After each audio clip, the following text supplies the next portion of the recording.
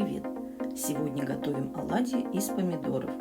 Получаются вкуснейшие блинчики-оладушки, ароматные и очень сочные.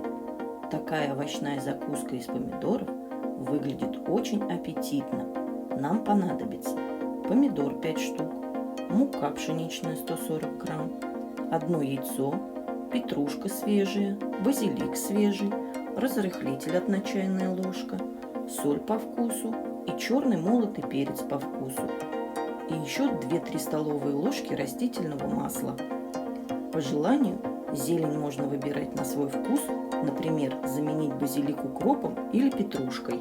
Итак, петрушку и базилик промываем, удаляем крупные стебли, листья мелко рубим ножом. Помидоры вымываем, разрезаем пополам, удаляем место крепления плодоножки и натираем помидоры на терке в глубокую миску. Кожицу выбрасываем. Добавляем к помидорам измельченную зелень, яйцо, соль и перец. Перемешиваем. Муку смешиваем с разрыхлителем и частями, каждый раз перемешивая, добавляем в миску с помидорами и зеленью. Тщательно вымешиваем тесто до однородности.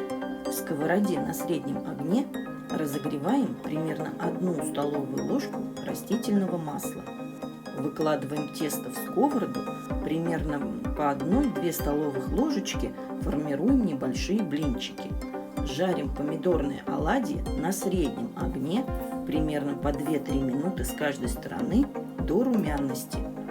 Точно таким же образом жарим остальные оладьи, при необходимости добавляя в сковороду растительное масло. Вот такая аппетитная горка получилась.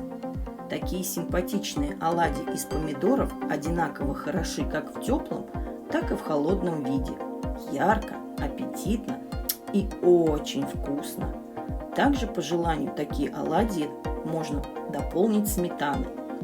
Всем приятного аппетита! И не забудьте подписаться и поделиться видео с друзьями. Пока-пока!